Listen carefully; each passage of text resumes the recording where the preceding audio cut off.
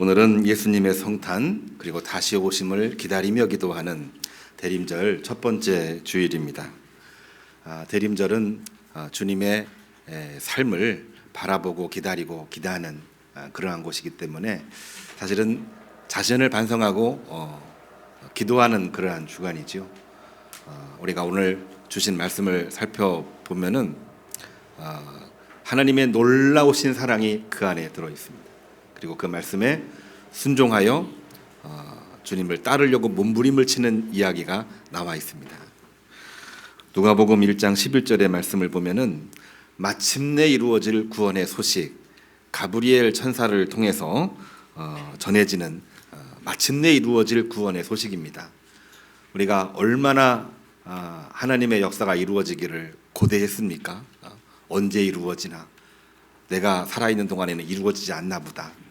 근데 마침내 가브리엘 천사를 통해서 하나님의 역사가 이루어진다. 그 메시지를 전하고 있는 내용이거든요. 이사야 60장에 나와 있는 말씀도 마찬가지입니다. 바벨론 포로 생활을 하고 있는 백성들, 언제 우리는 해방될까? 내 고향은 어디인가? 그런 고민을 하고 있을 때에 이사야는 분명하게 말하고 있습니다. 이제는 너희 때가 왔다. 마침내 이루어질 그 때가 왔다. 구원의 메시지를 전하고 있는 게 이사야 60장에 나와 있는 말씀이 되는 것입니다. 세 번째로 읽은 갈라디아서 3장 15절, 사도 바울은 이것을 이렇게 해석을 합니다. 뭐라고 해석하냐면 이것을 언제 나에게 적용을 시킬 것인가, 언제 이 일이 나에게도 이루어질 것인가, 내가 예수 그리스도를 온몸으로 믿고 마음으로 받아들이는 그 순간부터 이루어진다. 이렇게 복음을 전하고 있는 것입니다. 함께 읽은 시편 기자 시편 12편 5절의 말씀을 보게 되면은 그러한 내용들을 다 포함을 해서 이야기를 해요. 세상에 악이 준동한다는 표현은 아무것도 아닌 것이 까분다는 얘기죠. 악이 준동한다. 악이 멋있어 보이고 위대해 보일 때 우리는 이미 시험이 든 겁니다. 악이 준동하고 있는 그러한 때라고 할지라도 하나님은 탄식하는 자를 안전지대로 두신다. 탄식하는 자는 기도하는 자이들입니다. 탄식하며 기도하는 자, 울면서 기도하는 자, 그러한 자들을 안전지대에 두신다. 이렇게 찬양하고 노래하고 있는 것입니다.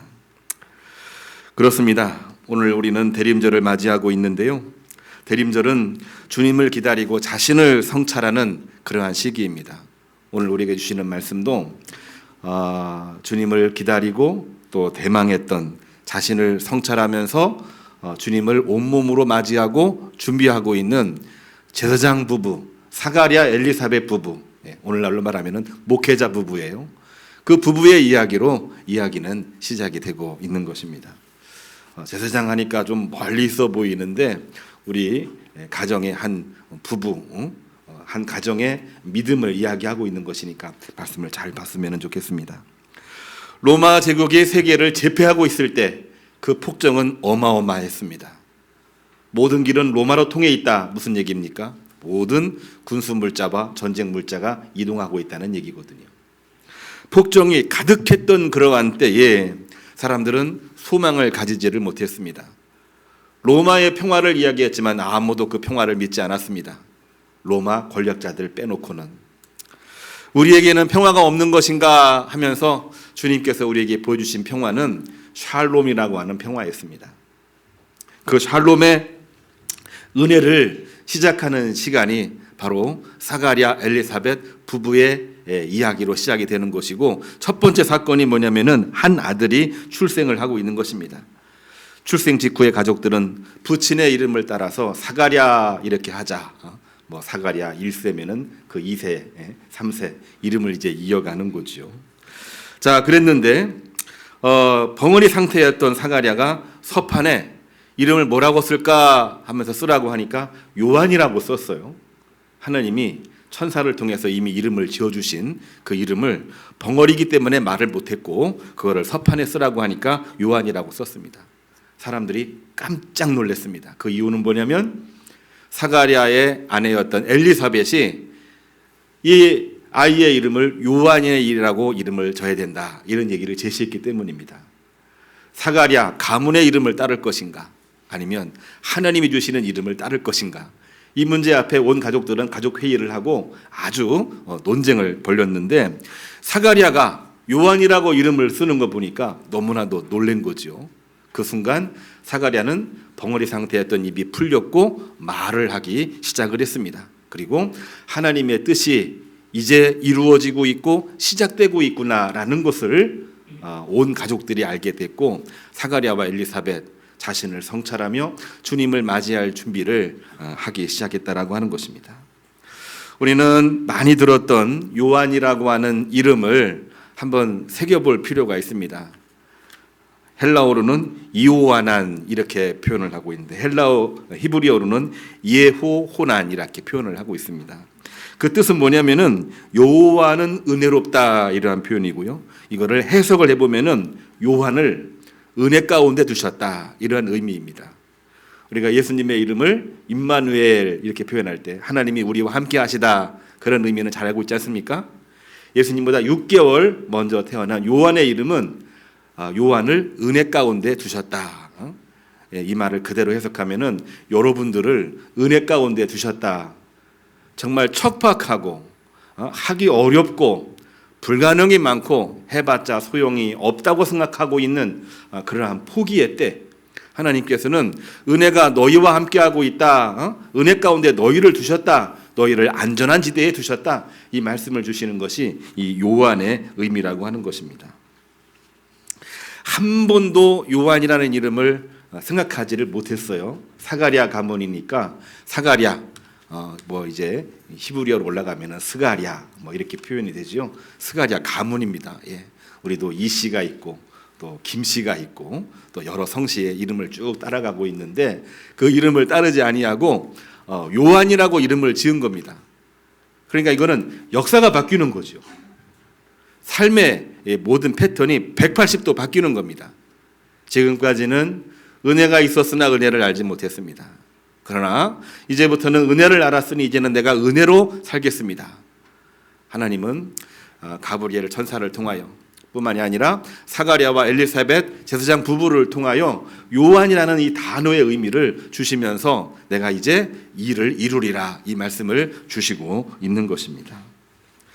그렇습니다. 우리는 은혜 안에 있다는 것을 기억해야 됩니다. 내가 아무것도 아닌 거라고 생각할 때에도 내가 은혜 안에 있는 걸 알아야 됩니다. 내가 발버둥치고 내가 힘겹게 일을 해서 내가 아무것도 아니다, 그런 마음이 들 때에도 하나님은 우리를 은혜 가운데 두셨습니다. 요한의 이름 속에 그 이름이 나와 있는 거예요.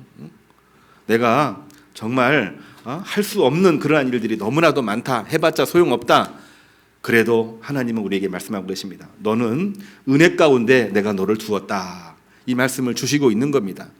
그럴 때마다 하나님 바라보면 우리가 힘을 얻습니다. 그럴 때마다 말씀을 들으면 우리가 힘을 얻는 겁니다. 그렇게 해서 하나님은 당신의 구원 역사를 시작하신 것입니다. 자, 우리가 이 사가랴에 관한 말씀을 조금만 더 살펴보겠습니다. 사가랴가 처음부터 하나님의 은혜 가운데 거했던 것은 결코 아닙니다.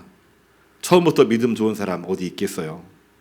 시간이 흐르면서 고난도 당하고, 고난 속에서 하나님 바라보고 몸부림치고 실패를 하고 좌절하긴 했지만 다시 믿음으로 일어설 때에 하나님께서는 더 큰 힘을 주시고 더 강한 믿음, 더 부드러운 믿음으로 우리에게 허락하셔서 장성한 분량에 이르게 하시는 거 아니겠습니까? 사가랴도 처음부터 믿음이 좋았던 게 아니에요. 오늘 누가복음 1장 18절 말씀 보면은 사가랴가 가브리엘 천사 주의 사자 앞에 이렇게 표현하고 있습니다. 내가 늙고 내 아내가 나이 많음을 이야기하면서 두려워서 주저하고 망설입니다. 하나님은 은혜를 베푸시면서 요한이라는 이름까지 주셨는데, 다 보여주셨는데, 이 사가랴는 뭡니까? 제사장이잖아요. 목회자 아닙니까? 믿음이 있어도 다른 사람보다 훨씬 더 믿음 있는 사람인데 믿을 수가 없는 겁니다. 그리고 두려운 겁니다. 믿음은커녕 두려워서 어찌 해야 될지 모르고 있는 겁니다. 오늘날 우리도 신앙생활을 한다고 하지만 상황이 발생하면은 아니야, 이렇게 해야지, 즉시 답이 나오는 사람이 있는가 하면은 이거 어찌 해야 되나 고민하다가 타이밍을 놓치는 경우들이 참 많이 있습니다. 사가랴가 그랬습니다. 주저하고 망설였던 그 사가랴. 그것 때문에 하나님께서는 천사를 통하여 19절 은혜가 임하는 그날까지 벙어리 상태로 지내게 하셨습니다. 하나님의 놀라운 계획이 그 안에 들어있는 거죠. 우리가 상황이 발생하고 주님의 말씀이 우리 안에 동시에 들어올 때 말씀을 끌어안고 일어서는 자는 즉시 역사에 참여하지만 그 순간을 놓치고 우리가 주저하고 망설일 때에 우리는 벙어리가 되는 겁니다.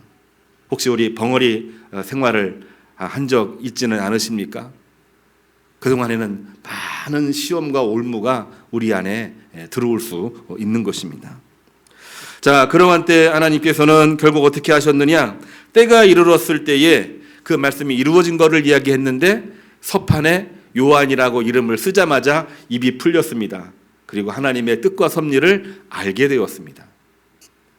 하나님은 이렇게 역사하고 계시는 것 같아요. 너무나도 고마운 분 아닙니까?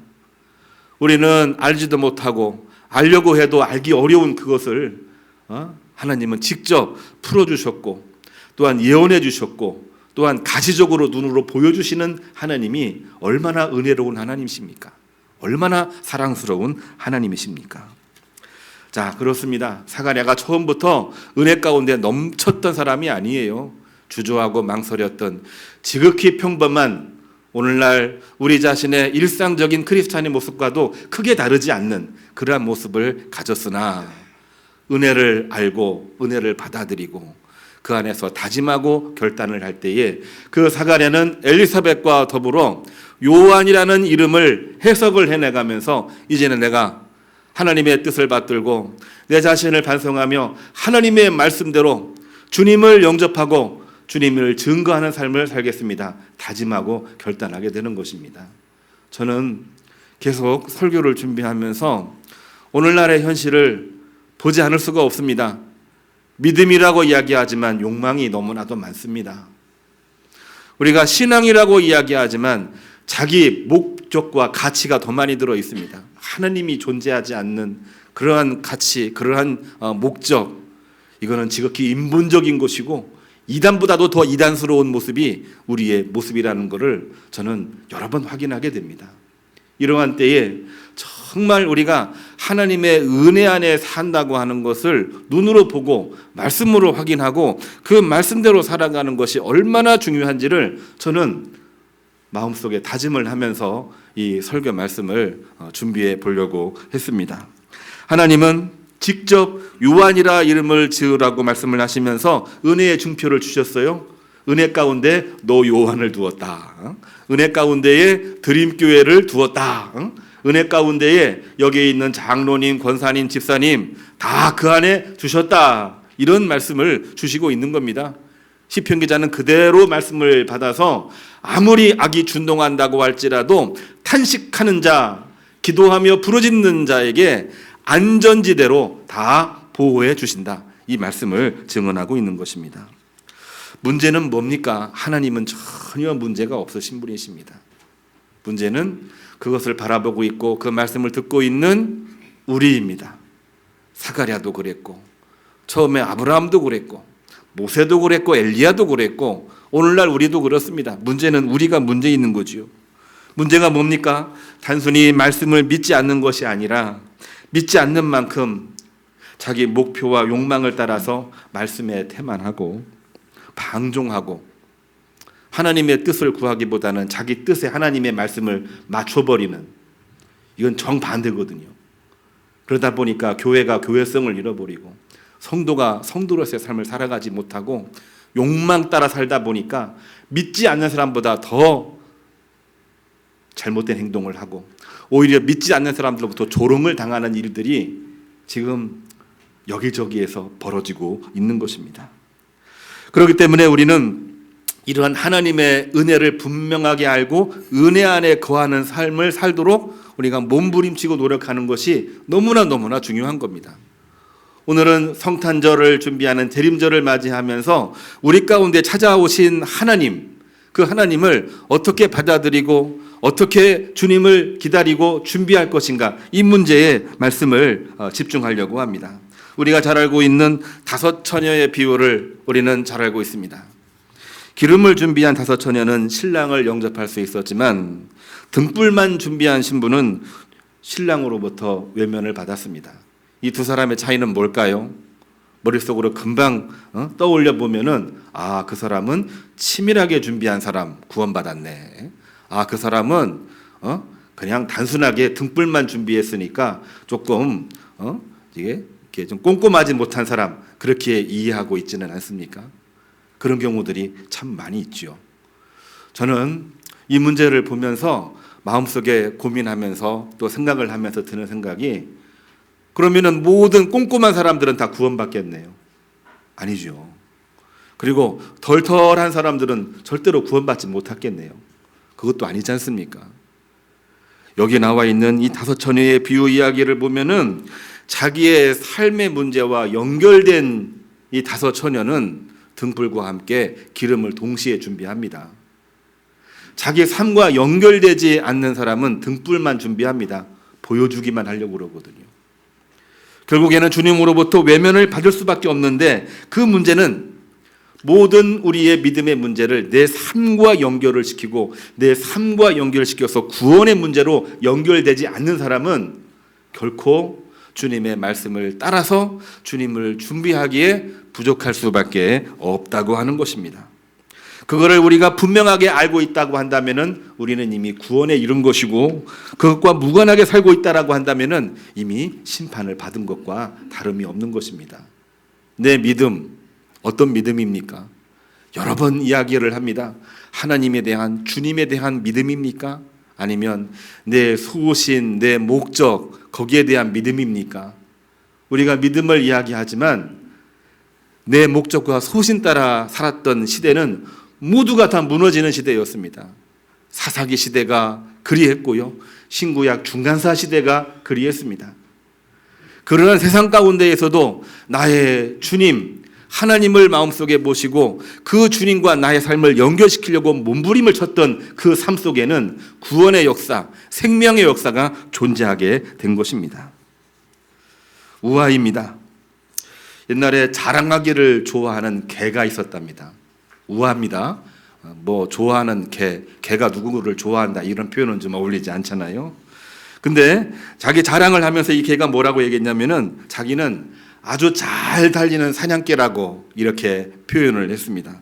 그런데 어느 날 그 개가 토끼 한 마리를 쫓아갔는데 그만 놓치고 말았답니다. 달리기도 잘하고 사냥을 잘하는 개였는데 한 번도 실패한 적이 없는데 그날은 이 토끼를 놓친 겁니다. 대망신이었습니다. 다른 개들이 이 개를 막 놀립니다. 아이고 어쩌다가 저렇게 됐나? 막 놀리고 그랬어요. 그런데 그 개가 한참 머릿속으로 생각을 하더니 한마디를 꺼냈습니다. 그 말이 아주 걸작이었습니다. 그 개는 뭐라고 이야기를 했을까요? 원고를 보시면은 제가 안 보이게 해놨어요. 뭐라고 얘기했을까요? 내가 너희들 개에게 내가 한마디 할 말이 있는데, 나는 단순히 점심 한 끼를 위해서 토끼를 쫓았지만 토끼는 자기 생존의 문제, 자기 삶의 문제를 가지고 뛰었기 때문에 내가 아무리 빠르고 내가 아무리 기술이 좋아도 토끼를 잡을 수 없는 거야. 그런 말을 했다고 합니다. 이 말씀이 이해가 되시나요? 설마 이 이야기를 개가 이야기했다고 해서 개소리로 받아들이지는 않으시죠? 그러시죠? 예. 그 말을 이해 못하면은 뭐 맛도 못한 겁니까? 예. 그렇게 되어버리는 거죠. 그렇습니다. 개의 이야기이긴 하지만 사실은 우리들에게는 너무나도 중요한 메시지를 전하고 있는 겁니다. 우리의 믿음, 우리 믿음의 가치는 과연 뭘까요? 늘 고민하고 늘 이야기하긴 하지만은 어떤 경우에는 내가 복받기 위해서, 어떤 경우에는 내가 잘되기 위해서, 마음속의 평안을 위해서. 틀린 내용은 결코 아닙니다. 그렇지만 우리의 믿음은 우리의 삶의 문제와 긴밀하게 연결되어 있고 내 삶의 문제는 하나님과 긴밀하게 연결되어 있는 것입니다. 우리는 정말 하나님과의 깊은 결속 속에서 내 삶의 문제, 내 생명의 문제로 여기고 주일 예배 참석하고 있고 신앙생활을 하고 있습니까? 우리가 한번 물어봐야죠. 저는 한때 다른 목사님으로부터 조금 핀장 같은 그러한 얘기를 들었습니다.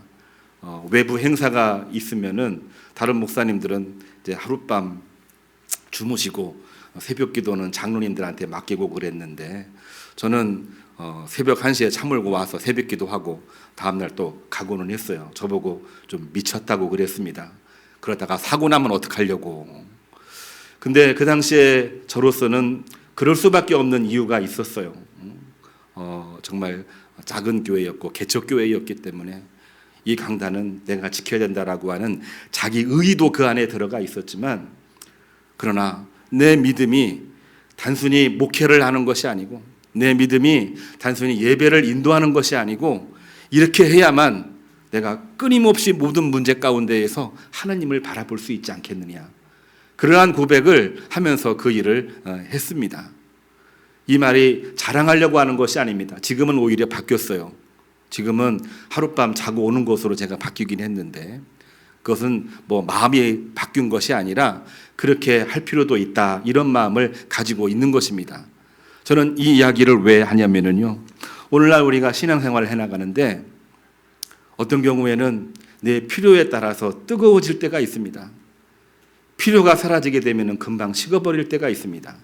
중심이, 내 마음의 중심이 있을 때에 그런 문제들은 언제든지 발생하게 됩니다. 그러나 내가 정말로 내 믿음을 내 삶의 문제요, 구원의 문제로 여긴다라고 한다면은 내 중심으로 두지 않습니다. 내 안에 계시는 예수 그리스도께 그 모든 중심을 두고 생활을 할 수밖에 없는 것입니다.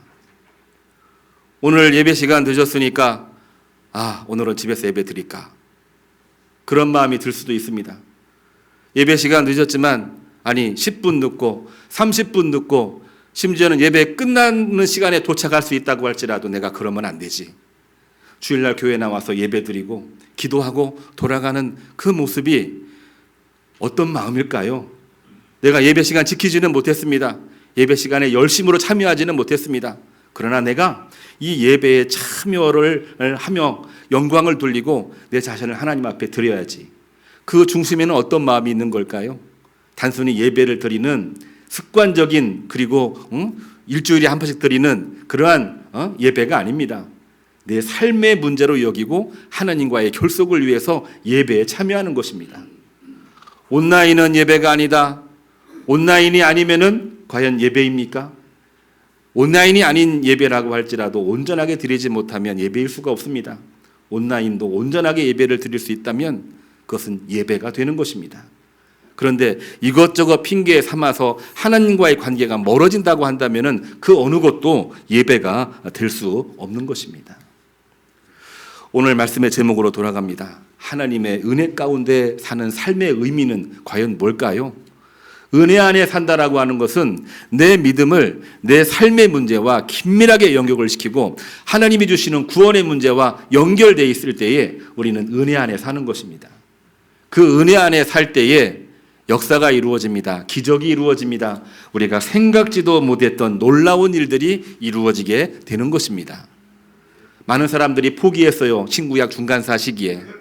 그렇지만 하나님은 사가랴를 통해서 은혜를 베풀게 하셨고, 사가랴와 엘리사벳을 통해서 예수님의 오심을 예비하게 하셨는데, 처음에는 망설였으나 두 부부는 하나가 되었습니다.